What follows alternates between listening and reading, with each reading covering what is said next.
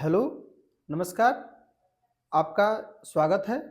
हम लोग principle of management पढ़ रहे हैं, जिसमें से डिफरेंट चैप्टर्स को हम लोग देख चुके हैं। जो लोग कंटिन्यूअसली क्लास को देख रहे होंगे, वो लोग जान रहे होंगे कि हम लोग ऑर्गेनाइजेशन पढ़ रहे हैं। जो लोग नहीं देखे हैं, प्लेलिस्ट में है प्रिंसिपल ऑफ मैनेजमेंट के नाम से आप देख सकते हैं। हम लोग को आज पढ़ना है रिस्पॉन्सिबिलिटी एंड अथॉरिटी, कि हमारी अथॉरिटी क्या है, हमारी रिस्पॉन्सिबिलिटी क्या है। देखिए, फर्स्ट ऑफ ऑल आप जानते हैं कि कहीं पर भी आप जाते होंगे, कुछ आप अपनी बात रखते होंगे, तो जब भी कोई अपनी बात रखते हैं तो तुरंत सामने वाला ये बात पूछता है कि हु आर द अथॉरिटी या हु आर यू, आप कौन हैं। तो अथॉरिटी कहाँ से आ रही है, ये जरूरी है, क्योंकि अगर अथॉरिटी नहीं रहेगी तो आप कोई भी काम नहीं करवा सकते हैं किसी भी व्यक्ति से। तो अथॉरिटी का होना जरूरी है। तो यहाँ पर क्या है, authority means, first of all देखते हैं अथॉरिटी कि अथॉरिटी क्या है और कहाँ कहाँ से आती है, सब चीज़ों को डिस्कस हम लोग करेंगे। देखिए, authority, authority means right to give या असाइंड टास्क, गिव या असाइन टू टास्क टू, किसको किसको क्या कर सकते हैं, डायरेक्शन देने के लिए, डायरेक्शन देने के लिए, कोई वर्क कराने के लिए, कोई एक्टिविटीज कराने के लिए, ओके, कुछ भी ट्रांसफर के लिए, डिसीजंस के लिए, ओके, डिफरेंट टाइप्स की चीज़ों के लिए आप क्या कर रहे होते, राइट होना चाहिए, या राइट टू ऑर्डर, आदेश देने की अधिकार होना चाहिए। इसी को कहा जाता है अथॉरिटी। और अथॉरिटी के बिना आप कोई भी काम नहीं करवा सकते हैं, ये तो आप जानते ही हैं कि अगर आपके पास अधिकार, जैसे मान लीजिए आप अधिकारी कोई हैं और आपको अधिकार कुछ न दिया जाए तो आप काम करवा सकते हैं। यहाँ का डीएम को बोल दिया जाए, कहीं के भी हो, कि आप ये काम करवाना है, और उनसे बोला जाए कि आपको कोई अधिकार नहीं है, केवल आपको काम करवाना रिस्पॉन्सिबिलिटी है, क्या वो कर पाएगा? नहीं कर पाएगा। तो यहाँ तो चीज़ें समझ में आ गई होंगी। अथॉरिटी क्या है कि पावर टू गिव ऑर्डर या power to assigned work, work को असाइन करने के लिए, काम करवाने के लिए आपके पास अधिकार होना चाहिए। उसी को अथॉरिटी की बात की जा रही है। रिस्पॉन्सिबिलिटी क्या है? कोई कार्य को करना है कि आप कर रहे हैं तो उसकी रिस्पॉन्सिबिलिटी क्या है, इसके आधार पर यहाँ पर दोनों चीज में डिफरेंस ऐसे समझिए कि अथॉरिटी की हमेशा डेलीगेशन हो सकता है, उससे ऐसे समझिए हस्तांतरण हो सकता है, रिस्पॉन्सिबिलिटी कभी नहीं हो सकता है। जैसे आप जानते हैं, जैसे कोई मान लीजिए डिस्ट्रिक्ट मजिस्ट्रेट है, डिस्ट्रिक्ट मजिस्ट्रेट सभी पावर अपना डिस्ट्रीब्यूट करके बैठा है, अपने पुलिस लेवल पर बैठा है, पावर को सब डिस्ट्रीब्यूट करके, चाहे मुख्यमंत्री है या प्रधानमंत्री हैं, सब लोग, फाइनेंस मिनिस्टर है, सब लोग, रेलवे है, सब लोग बैठे हैं। लेकिन आप देखते होंगे, अगर रेलवे में एक बेसिक लेवल के कर्मचारी के कारण भी यदि रेलवे में कोई दुर्घटना हो जाती होगी तो सामने आकर के रेलवे मंत्रालय को जवाब देना पड़ता है। क्यों ऐसा हो रहा है? जबकि रेलवे मंत्रालय तो सभी अधिकार अपने सबऑर्डिनेट्स को दे चुका है, डीआरएम हैं, जनरल ऑफिसर्स हैं, स्टेशन मास्टर हैं, डिफरेंट टाइप्स के जो भी होंगे। अब आप सोचिए कि एक व्यक्ति ग्रुप डी का या ग्रुप सी के कारण रेलवे में कोई दुर्घटना हो गया और उसके लिए रेलवे मंत्रालय अपनी वक्तव्य दे रहा है, अपने प्रेस कॉन्फ्रेंस कर रहा है, फैसिलिटी दे रहा है, पद छोड़ रहा है। सोचिए क्यों ऐसा हो रहा है? क्योंकि अधिकार आप ट्रांसफर कर सकते हैं, रिस्पॉन्सिबिलिटी नहीं। रिस्पॉन्सिबिलिटी से भाग नहीं सकते। इसका मुख्य रीजन क्या है? क्योंकि दुनिया में सब लोग चाहते हैं कि हमको अधिकार मिल जाए, रिस्पॉन्सिबिलिटी किसी को न मिले। और आप जानते भी होंगे, आप ही को मैं बोलूँ कि आप ये अधिकार ले लीजिए, तुरंत ले लेंगे, लेकिन बोल दीजिएगा कि ये काम करना है तो कहेंगे नहीं सर, ये छोड़ दीजिए, ये मत करिए, जरूर कहेंगे। इसका मतलब क्या है कि सब लोग अधिकार को तो लेना चाहते हैं, रिस्पॉन्सिबिलिटी कोई वियर नहीं करना चाहता है। तो इसी के आधार पर यहाँ पर चीज़ों को हम लोग पढ़ रहे होते हैं। अर्थात अथॉरिटी ऊपर से नीचे की ओर ट्रांसफर हो रही होती है, लेकिन रिस्पॉन्सिबिलिटी नहीं ट्रांसफर होगी। जैसे मान लीजिए कोई मैनेजर है, कोई सुपरवाइजर है, अथॉरिटी ट्रांसफर कर दीजिए, मैनेजर कहेगा सुपरवाइजर आज तुम काम करना है, जो आदेश दोगे सब लोग मानेंगे, डिसीजन, प्रोडक्शन, कुछ भी करना हो, डेली रूटीन से वर्क, सबऑर्डिनेट्स को आदेश देना है, कुछ भी करना है। लेकिन ऐसा नहीं है कि कोई सबऑर्डिनेट गलती कर देगा तो मैनेजर की रिस्पॉन्सिबिलिटी नहीं होगी, होना ही होना है। जिस मान लीजिए कि कहीं हड़ताल हो रहा है, एसपी है, डिप्टी एसपी को या इंस्पेक्टर को या किसी एसआई को दे दे कि जाइए आप ये चीज़ें देखिए, लेकिन कोई घटना घट जाएगी तो अंतिम में कौन रिस्पॉन्सिबल है? एसपी। अब उस समय नहीं कहेगा कि नहीं मैं तो वहाँ था ही नहीं, मेरा क्या मतलब है, ऐसा नहीं कह सकते। जैसे इसका बेस्ट एग्जाम्पल समझिए, जैसे कोई जिला में घटना घट जाती है तो डीएम भले सोया रहे रात में, अगर मान लीजिए कि 10 लोग किसी घर में मर्डर हो जाए तो भी हरकत में आ जाते हैं, जबकि क्या उसका काम है वो चेक करना नहीं है। लेकिन ऐसा क्यों है? क्योंकि रिस्पॉन्सिबिलिटी आपके ही है। जिला में जो भी हो समरसता बनी रहे, शांति बनी रहे, लॉ एंड ऑर्डर मेंटेन रहे, ये सब देखना आपका काम है, इसलिए सब चीज़ें होती हैं। तो आई थिंक कॉन्सेप्ट आपको क्लियर हो चुका होगा, अथॉरिटी एंड रिस्पॉन्सिबिलिटी क्या होती हैं। तो चलते हैं नेक्स्ट पे, सोर्स ऑफ रिस्पॉन्सिबिलिटी। अब देखते हैं यहाँ पे रिस्पॉन्सिबिलिटी कहाँ से आती है, राइट? क्योंकि कुछ जगह ऐसा तो है नहीं कि रिस्पॉन्सिबिलिटी जहाँ चाहे वहीं से आ जाएगी। First, formal and classical theory of authority. कुछ क्या होगा? Classical theory of authority. Authority जो भी होगी उस अथॉरिटी को कहाँ से आ रहा होगा? फॉर्मल, जो आप पोस्ट पर जो ही बैठेंगे यहाँ पर अथॉरिटी लिख लीजिएगा, अथॉरिटी। ओके, अथॉरिटी कहाँ कहाँ से आती है? तो फर्स्ट पे कहाँ आएगा? Formal and classical theory of authority. Means जिस पोस्ट पर आप बैठते हैं उस पोस्ट पर बैठते ही अथॉरिटी मिल जाती है। और ये किसकी थ्योरी है बताइए?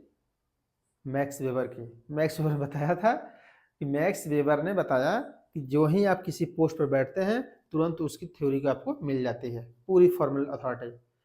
तो कुछ अथॉरिटीज, मान लीजिए कि मैं असिस्टेंट प्रोफेसर हूँ, तो जो ही मैं असिस्टेंट प्रोफेसर कुर्सी बैठा असिस्टेंट प्रोफेसर हो जाऊँगा। कोई मान लीजिए कि डॉक्टर है, डॉक्टर की कुर्सी बैठेगा डॉक्टर हो जाएगा। कोई मैनेजर है, मान लीजिए बैंक में गए, बैंक में कैशियर की कुर्सी बैठ जाएंगे तो कैशियर हो जाएंगे, मैनेजर की कुर्सी बैठ जाएंगे तो मैनेजर हो जाएंगे तुरंत, और हो चाहे ना हो उस समय के लिए तो हो ही जाएंगे। तो इसका मतलब क्या है? कुछ अथॉरिटी कहाँ से मिलती है? बाई पोस्ट, जो ही पोस्ट बैठेंगे तुरंत मिल जाएगी, राइट? एक अथॉरिटी यहाँ से आती है आदेश देने की।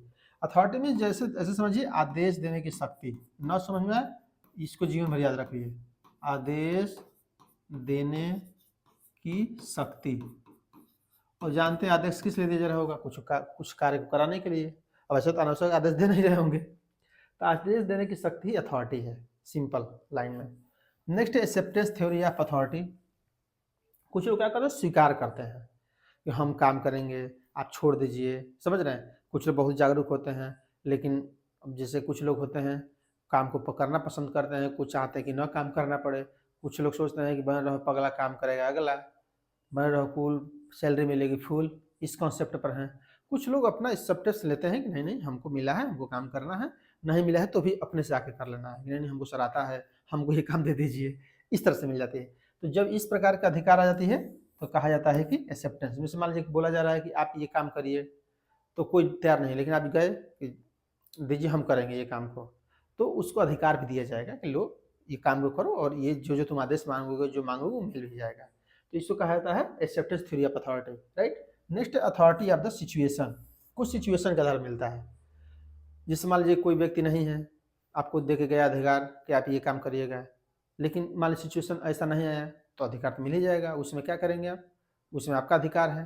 तो कुछ सिचुएशन पर डिपेंड करता है। जैसे मान लीजिए कोई एसपी है, कहीं गया, कोई भी आदेश दिया गया है, लेकिन मान लीजिए कि उसमें सिचुएशन खराब हो गया तो उस समय उसके पास अधिकार होता है कि क्या डिसीजंस ले। तो कुछ सिचुएशन के आधार पर भी आप अधिकार होते हैं कि बोला पहले से बोल दिया जाएगा कि देखिए ये पोजीशन आपको अधिकार मिला है, लेकिन अगर आवश्यकता पड़ेगी तो आप इस अधिकार का भी प्रयोग कर सकते हैं।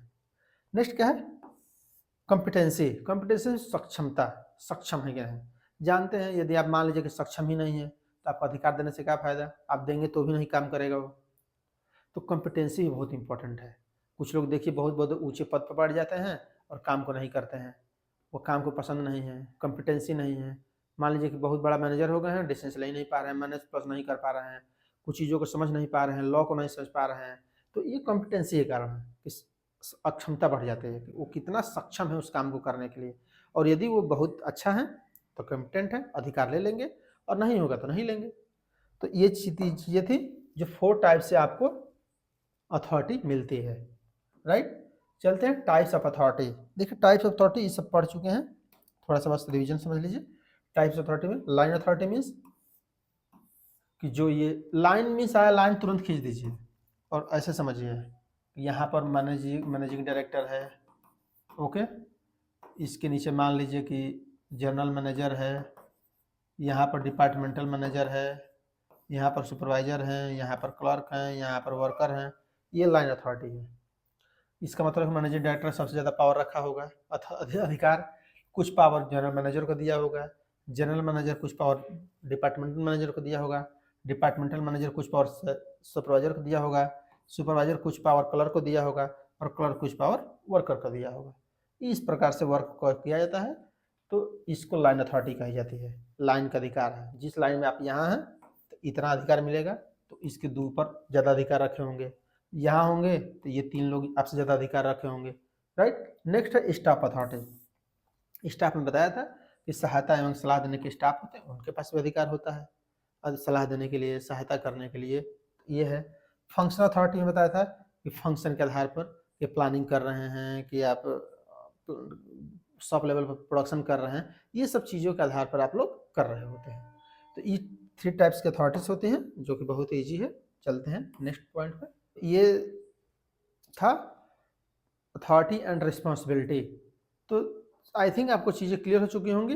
एक चीज़ और ध्यान रखिएगा हमेशा, देखिए समझने के लिए है, केवल देखिए पढ़ाई का केवल उद्देश्य ये नहीं है कि आप केवल पढ़िए और पास हो जाइए, ये भी ज़रूरी है कि इसका यूज कैसे करें, इम्प्लीकेशन कैसे करें, अपने लाइफ में एप्लीकेबल कैसे करें। देखिए जैसे आपसे पूछा जाए किसी भी व्यक्ति को वर्क को असाइन करने के लिए कि आप कार्य को दे रहे हैं, देना है, कार्य को देना है, पहले पे ये करें या पहले अधिकार दें, किसी को अधिकार दें, अर्थात पहले रिस्पॉन्सिबिलिटी दें। अगर इसमें नहीं समझ में आया तो समझिए फर्स्ट रिस्पॉन्सिबिलिटी दें कि अथॉरिटी दें। हमेशा ध्यान रखना है कि first of all we are give to responsibility. Lifetime के लिए इस बात को ध्यान रखे रहिएगा कि सर्वप्रथम कोई भी व्यक्ति किसी व्यक्ति से कार्य करवाने के लिए क्या देता है, रिस्पॉन्सिबिलिटी देता है पहले, और उस रिस्पॉन्सिबिलिटी को फुलफिल करने के लिए इफिशिएंट, सफिशिएंट या ऑप्टिमम अथॉरिटी दी जाती है। उस अधिकार को प्रयोग करते हुए जो रिस्पॉन्सिबिलिटी दी गई है उस रिस्पॉन्सिबिलिटी को पूरा कर पाए। अगर उसको लगता है कि रिस्पॉन्सिबिलिटी जो मुझे मिली है और जो मुझे अधिकार मिला है उस अधिकार के द्वारा रिस्पॉन्सिबिलिटी हम पूरा नहीं कर सकते हैं, तो वह रिस्पॉन्सिबिलिटी देने वाले से और अधिकार डेलीगेट करने वाले लोगों से पूछ सकता है कि सर इस अधिकार के साथ हम काम नहीं कर पाएंगे, हमको थोड़ा और अधिकार दीजिए, तब होगा। जैसे मान लीजिए कि आप क्लास मॉनिटर को ले लीजिए, क्लास मॉनिटर जो होते हैं, कुछ भी होता है तो रहता है कि आप ब्लैक बोर्ड पर नाम लिख दीजिए जो जो बच्चे नॉइज कर रहे हैं, तो अब क्या होता है कि उनके पास एक अधिकार होता है। अगर मान लीजिए उनके पास 2 झगड़ा मारने का भी अधिकार हो तो क्या होगा, वो शांत करा ले जाएंगे और बेस्ट, और कोई कुछ नहीं करेगा, या तो झगड़ा हो जाएगा या तो अधिकार। लेकिन अगर टीचर अधिकार दे तो कोई दिक्कत नहीं है। तो ये सब चीज़ें क्यों हो रही हैं, क्योंकि पहले रिस्पॉन्सिबिलिटी दिया गया है कि नॉइज कंट्रोल करना है आपको क्लास में, और उस नॉइज को कंट्रोल करने में जो जो अधिकार आपको चाहिए कि सर हमारे बच्चे बात नहीं मानते हैं, सर हमको ये अधिकार दे दीजिए, थोड़ा हमको ये पावर दे दीजिए, हमको ये पावर दे दीजिए, तो उसके आधार पर आपको अथॉरिटी मिलती जाती है और आप उस कार्य को करते जाते हैं। तो लाइफ टाइम इस बात को ध्यान रखना है कि फर्स्ट ऑफ ऑल एनी काम टू डिसाइड या assigned by you, after that responsibility to fulfil power delegation of authority. तो आप अथॉरिटी को डेलीगेट करते हैं आफ्टर दैट। तो ये चीज़ों को आपको ध्यान में रखना है और उसी के आधार पर अथॉरिटी एंड रिस्पॉन्सिबिलिटी को स्टडी करना है। तो यहाँ तक क्लास को समाप्त करते हैं, देखते रहिए और एंजॉय करिए और अच्छा से पढ़िए। तब तक के लिए थैंक यू फॉर वॉचिंग।